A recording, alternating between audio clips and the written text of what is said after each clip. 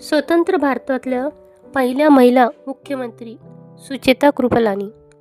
अखिल भारतीय महिला काँग्रेसच्या संस्थापक सुचेता कृपलानी.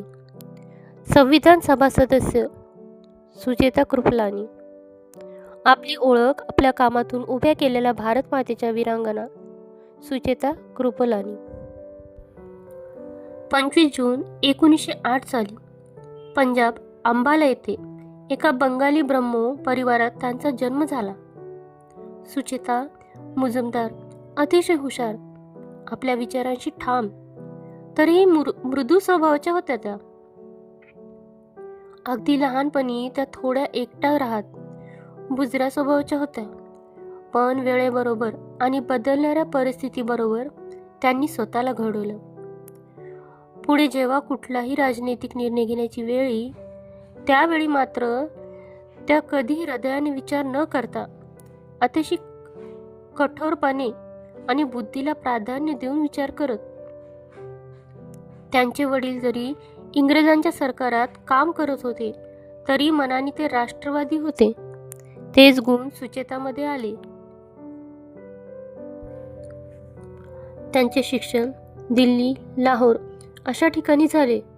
वयाच्या 21व्या वर्षी त्यांना स्वातंत्र्य संग्रामात उडी घ्यायची होती, पण त्याचवेळी त्यांच्या वडिलांचा आणि बहिणीचा मृत्यू झाला. घराची जबाबदारी त्यांच्यावर आली. बनारस हिंदू युनिव्हर्सिटीमध्ये त्या शिकू लागल्या. दरम्यानच्या काळात त्यांचा विवाह श्री जे.बी. कृपलानी यांच्याशी झाला. ह्या दोघांच्या विवाहाला त्यांच्या घरच्यांपासून गांधींजीपर्यंत सगळ्यांचा विरोध होता.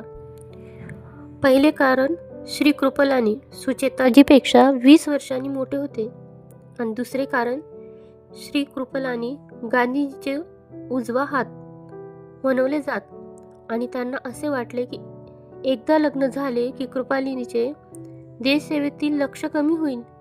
त्यावर सुचेता म्हणाल्या की तुम्ही असा विचार करा की आता तुम्हाला 2 नाही तर 4 हात मिळतील. त्या जसं बोलल्या तसंच वागल्या.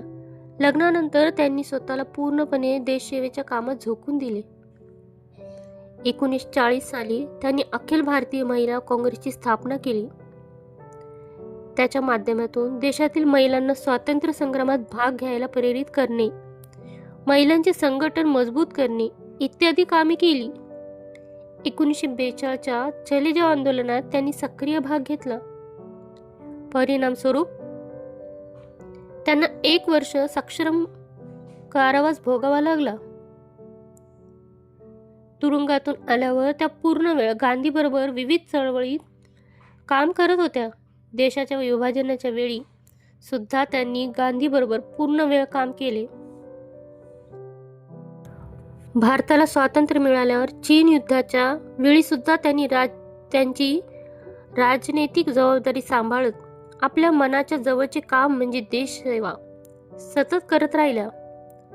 1963 ते 1967 त्यांनी उत्तर प्रदेशच्या मुख्यमंत्री म्हणून धुरा सांभाळली.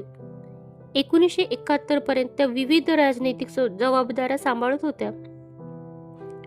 1971 साली त्यांनी राजकारणातून संन्यास घेतला. कुठे थांबायचे हे फार कमी लोकांना कळते. कदाचित सुचेताजींना भविष्य समजले होते. 1974 साली दिल्ली येथे त्यांनी अखेरचा श्वास घेतला. आपल्या कामातून आपली प्रतिमा बनवणाऱ्या, अगदी लहान वयातच मोठ्या जबाबदाऱ्या पार पाडणाऱ्या, आपल्या वागण्या बोलण्यातून देशातील महिलांचा सन्मान वाढविणाऱ्या भारत मातेच्या ह्या वीरांगनेला माझी शब्दसुमनांजली.